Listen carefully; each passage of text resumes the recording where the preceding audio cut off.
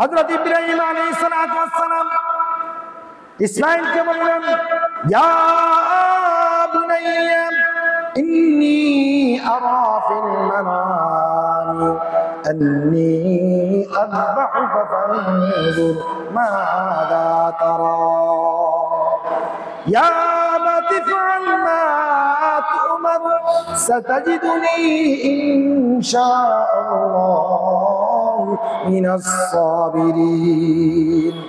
ইব্রাহিম আলাইহিস সালাতু ওয়াস সালাম ইসমাঈলকে বলেন, ইসমাঈল, ইয়া বুনাইয়া ইন্নী আরা ফিল মানামি, নিশ্চয় আমি স্বপ্নে চোখে দেখেছি, ইন্নী আরা ফিল মানামি আন্নী আযবাহুকা, আমি তোমাকে আল্লাহর রাস্তায় কুরবানি করতেছি, আল্লাহর রাস্তায় জবাই করতেছি, আল্লাহর সন্তুষ্টির জন্য তোমাকে আল্লাহর রাস্তায় জবাই করতেছি, কুরবানি করতেছি।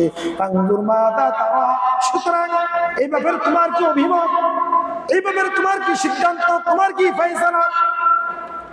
যেমন বাবা তেমন পুত্র।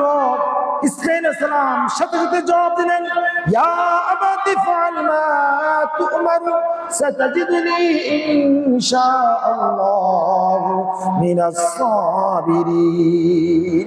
ইসমাঈল আলাইহিস সালাতু ওয়াস সালাম বলেন, আব্বাজান, ইয়া আবাতি ফাআল মা তু'মার, হে আব্বাজান, আল্লাহ পাক আপনাকে যে আদেশ করেছেন, আপনি যে ব্যাপারে আদিষ্ট হয়েছেন, যে বিষয়টা আদিষ্ট হয়েছেন, আব্বাজান আপনি বিলম্ব না করে সাথে সাথে আপনি আল্লাহর হুকুম পালন করে ফেলুন। সুবহানাল্লাহ।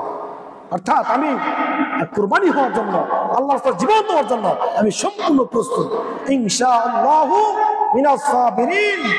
আল্লাহ চাহে তো আমি ধৈর্যশীলদের অন্তর্ভুক্ত হব, আমি অধৈর্য হব না। সুবহানাল্লাহ। দেখেন কেমন সন্তান, কেমন বাবা, বাবা আল্লাহর মহব্বত ভালোবাসায় কেমন পাগল, আল্লাহর রাস্তায় কুরবানি করার জন্য নিজের সন্তানকে জবাই করার জন্য প্রস্তুত। এদিকে ইসমাঈল আলাইহিস সালামকে যখন কুরবানির জন্য, কুরবানির ব্যাপারে ওনাকে পরামর্শ চাইলেন, সাথে সাথে ইসমাঈল বললেন কি, আপনি একটু বিলম্ব না করে আমাকে এখনই আল্লাহর রাস্তায় কি করুন, কুরবানি করে ফেলুন। নিঃসন্দেহে আমি করব, আমি ধৈর্যশীলদের অন্তর্ভুক্ত হব। যদি আল্লাহ চায় তো ইনশাআল্লাহ, ইনশাআল্লাহু মিনাস সাবিরিন, সাতাজিদুনি ইনশাআল্লাহু মিনাস সাবিরিন। অবশ্যই আপনি আমায়, আল্লাহ যদি চান আপনি আমাকে ধৈর্যশীলদের অন্তর্ভুক্ত পাবেন। ঠান্ডা স্যারের দাম, আপনি আমাকে কি পাবেন, ধৈর্যশীলদের অন্তর্ভুক্ত পাবেন। ইনি বলেন না যে আমি কি ধৈর্যশীল হবে, এটা বলেন নাই। ধৈর্যশীলদের অন্তর্ভুক্ত হবেন এটা বলে তিনি একটা ইখলাস বুঝিয়েছেন যে আসলে আমার ধৈর্য ধরার কি নাই, কোনো ক্ষমতা না, আল্লাহ যদি না চান। আবার আমি যে ধৈর্য ধারণ করবো এটা আমার কোনো কিনা, আমার কোনো ক্ষমতা না, এটা আল্লাহ চাইলে হবে, কে চাইবে।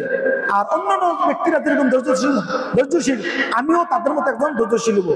নিজের ধৈর্যশীলের কথা বলেন নাই এখানে তিনি, এরকম ভাবে রিয়া থেকে মুক্ত, খালেস ইখলাসের সাথে শুধুমাত্র আল্লাহর জন্য, আল্লাহর সন্তুষ্টির জন্য আল্লাহ কুরবানি দিতেছেন। এই জিনিসটা স্পষ্টভাবে বুঝিয়ে দিলেন যে আমি ধৈর্যশীলদের অন্তর্ভুক্ত হবো ইনশাআল্লাহ। ইসমাঈল আলাইহিস সালাম যখন এরকম ধৈর্যশীলদের কথা বললেন, তো হযরত ইব্রাহিম আলাইহিস সালাম তিনাকে কুরবানি করার জন্য প্রস্তুত হয়ে গেলেন। তখন হযরত ইসমাঈল আলাইহিস সালাতু ওয়াস সালাম ওনার বাবার কাছে ইব্রাহিম আলাইহিস সালামকে 3টা আবেদন করতেন। কয়টা আবেদন? 3টা আবেদন করলেন। 1 নম্বর আবেদন করলেন, বাজান আমাকে আপনি জবাই করার পূর্বে আপনার ছুরিটাকে খুব সুন্দর করে ধার করে নেন, যাতে করে আমাকে জবাই করতে আপনার কি না হয়, কোনো কষ্ট না হয়। আর আমি আমার হাত পাকলে কি করে নেবেন, শক্ত করে বেঁধে নেবেন। কি করে নেবেন? শক্ত করে বেঁধে নেবেন, যাতে করে আমাকে জবাই করার পরে আমার এরকম ভাবে অজান্তে নড়াচড়ার কারণে আমার রক্ত দিয়ে যেন আপনার শরীরের কাপড় চোপড় অপবিত্র না হয়, নষ্ট না হয়। সুবহানাল্লাহ। কেমন সন্তান, যে বাবার প্রতি কেমন শ্রদ্ধা, কেমন ভক্তি, কেমন ভালোবাসা, যে বাবা তাকে কোরবানি করার জন্য প্রস্তুত হয়ে গেলেন, সে নিজে কোরবানি হওয়ার জন্য বাবার কথায় নিজের জীবনকে কোরবানির জন্য প্রস্তুত হয়ে গেলেন। সাথে সাথে বাবার কথার প্রতি যেমন শ্রদ্ধা, সাথে সাথে বাবার গায়ের জামার প্রতি কেমন শ্রদ্ধা, কেমন ভালোবাসা, যা বোঝান আমি কোরবানি হয়ে যাওয়ার পরে যাতে আমার শরীরের রক্ত দ্বারা আপনার শরীরের কাপড়টা যেন কিনা হয়, অপবিত্র না হয়, ময়লা না হয়, হ্যাঁ, নষ্ট না হয়ে যায়। বাপের শরীরের জামার প্রতি ছেলের কেমন মহব্বত, কেমন ভালোবাসা, কেমন শ্রদ্ধা। আর আজকে আমাদের সন্তানদের, বর্তমান যুগের সন্তানরা বাবার কথার প্রতি কতটুকু শ্রদ্ধা আছে। কাপড় থাক দূর কথা, মানুষের কাপড়ের প্রতিও মানুষের কি থাকে, একটা শ্রদ্ধা ভক্তি থাকে। বড়দের কাপড়ের প্রতি কি থাকে, একটা শ্রদ্ধা ভক্তি থাকে। অনেক সময় অনেক ছেলেপেলেরা বাবা বড়দের কাপড় পরিধান করে, এটা উচিত না। মা বাবার কাপড়ের প্রতি কি থাকতে হয়, যদি এরকম শ্রদ্ধাশীল হয়, এত মহব্বত ভালোবাসা, তো মা বাবার আদেশ, মা বাবার হুকুম, মা বাবার কথাবার্তা শোনা কত অপরিহার্য। মা বাবার কথা শোনা ওয়াজিব সন্তানের জন্য। যদি মা বাবা যদি আল্লাহর বিরুদ্ধে কোনো কথা না বলে, যে কথাগুলো কোরআন হাদিসের বিরোধী না, আল্লাহর বিরোধী না, এমন কোন কথা যদি মা বাবা হুকুম করে, এই কথা ছেলে মেয়েদের মানা কি ওয়াজিব, মানতে হয়। কিন্তু আজকে বর্তমান ছেলেরা কি মানে?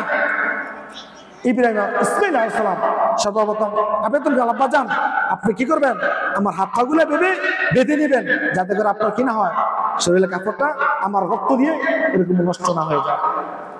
2 নম্বরে আবেদন করলেন, আব্বা যান আপনি যখন আমার কোরবানি করবেন, তো আমার চেহারাটাকে নিচের দিকে করে নেবেন, কারণ উপরের দিকে যে আমার চেহারা থাকে, তো আপনি আমার চেহারার দিকে তাকে কোরবানি করতে পারবেন না, কারণ আপনার মায়া লেগে যাবে। সুবহানাল্লাহ, আসলে বাস্তবে মায়া লেগে যাবে। সুতরাং আপনি আমার চেহারাটাকে নিচের দিকে করে আমাকে জবাই করে দেবেন।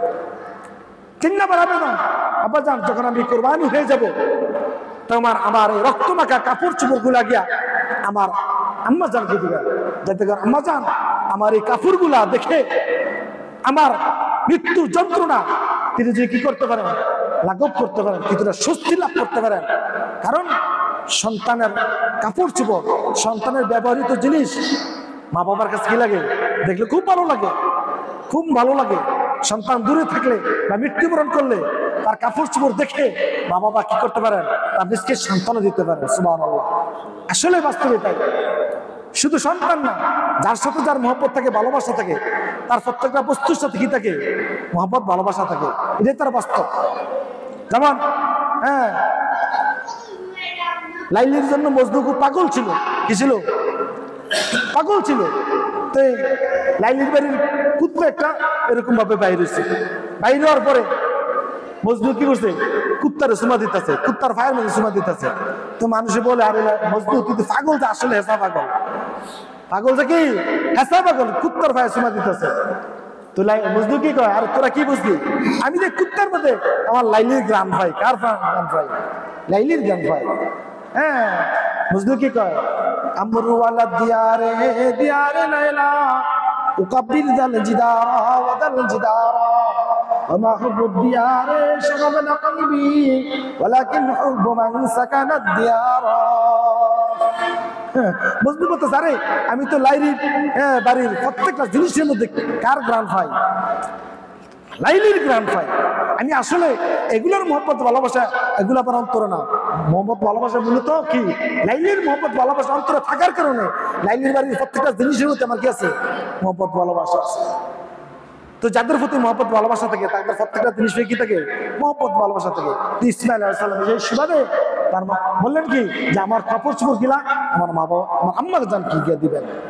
তো হযরত ইব্রাহিম আলাইহিস সালাম ইসমাইল আলাইহিস সালামকে এইভাবে আল্লাহ রাসূল কুরবানি করার জন্য প্রস্তুত হয়ে গেলেন। এইবার হযরত ইব্রাহিম আলাইহিস সালাম কি করলেন, ইসমাইলের হাত পা বাঁধিয়া কুরবানি করার জন্য শোয়াই দিলেন। শোয়াই দেওয়ার পরে এরকম গলার মধ্যে ছুরি লাগিয়ে দিলেন। কিন্তু ছুরি লাগাইতেছে, অনেক চেষ্টা করতেছে, ইসমাইল একটা প্রশ্ন কাটতে পারতেছে না। রাগ করে তিনি ছুরিটাকে দূরে ফেলিয়ে দিলেন। ওই ছুরিটাকে একটা পাথরের উপরে আঘাত লাগার কারণে পাথরটাকে এটা দ্বিখণ্ডিত হয়ে যায়, কিন্তু এই ছুরি দ্বারা কি করতে পারে নাই, ইসমাইল প্রশ্ন করতে পারে না। কারণ কি, আল্লাহ রাব্বুল আলামিন ছুরিকে নিষেধ করে ইসমাইলের একটা প্রশ্ন কাটতে পারবে না। আমি তো তোমাকে জবাই করার জন্য, ইসমাইলকে জবাই করার জন্য আমার উদ্দেশ্য না, উদ্দেশ্য ইব্রাহিমের কি পরীক্ষা করা। ইব্রাহিম আলাইহিস সালাম কি করলেন, পরীক্ষায় পাস হয়ে গেলেন। আল্লাহ রাব্বুল আলামিন, আল্লাহ রাব্বুল আলামিন আল্লাহ স্পষ্টভাবে জানিয়ে দিলেন, ওয়ানাদাইনাহু আইয়া ইব্রাহিম ক্বাদ সাদ্দাকতা রুইয়া ইন্না কাযালিকা নাজজিল মুহসিনিন। হে ইব্রাহিম, তুমি কি করছো, তোমার স্বপ্নকে বাস্তবায়িত করেছো। তুমি এখন কি করো, ইসমাইলকে আর কোরবানি করবা লাগবে না, তুমি দুম্বা কোরবানি করো। কি কোরবানি করো? আল্লাহ রাব্বুল আলামিন হযরত জিবরাইল ওই জান্নাতের মধ্যে থেকে একটা দুম্বা নিয়ে এসো, ওই দুম্বাটা নিয়ে এসো, যে দুম্বাটা হযরত আদম আলাইহিস সালাম কাবিল কোরবানি করেছিল, এই কোরবানিটা কবুল হয়ে গেছিল। এই দুম্বাটা জান্নাতে থাইকা হৃষ্টপুষ্ট হয়েছিল, ওই দুম্বাটা এনে ইব্রাহিমকে দাও। হযরত জিবরাইল আলাইহিস সালাম ওই দুম্বাটা জান্নাত থেকে এনে ইসমাইল আলাইহিস সালামের পাশে রাখলেন, আর ইব্রাহিম আলাইহিস সালামকে বললেন যে ইসমাইলের পরিবর্তে কাকে কোরবানি করো? দুম্বা কোরবানি করো। হযরত ইব্রাহিম আলাইহিস সালাম তখন কি করলেন? ইসমাইলের পরিবর্তে দুম্বা কোরবানি করলেন। আল্লাহ বলতেছে, আরে ইব্রাহিম, আমি তো ইসমাইলকে কোরবানি করার আমার উদ্দেশ্য তোমাকে পরীক্ষা করা, তোমার মহব্বত ভালোবাসা আমার প্রতি কি এটা যাচাই করা। সুবহানাল্লাহ। তা আমরা যদি এখন এরকম আল্লাহর রাস্তায় আল্লাহর সন্তুষ্টির জন্য কোরবানি করে, আল্লাহ কোরবানি এমন ভাবে কবুল করেন। হাদিস শরীফে রাসূল বলছেন যে কোন মানুষ, কোন মুসলমান যখন কি করে কোন পশু আল্লাহর রাস্তায় আল্লাহর সন্তুষ্টির জন্য কোরবানি করে, তো কোরবানি করার পর ওই পশুর রক্তটা জমিনে পড়ার আগে ওই কোরবানি আল্লাহর রাস্তায় কি কবুল হয়ে যায়, আল্লাহর দরবারে পৌঁছে যায়। জমিনের পড়ার রক্ত জমিনে পড়ার আগে কি হয়ে যায়? আল্লাহর রাস্তায়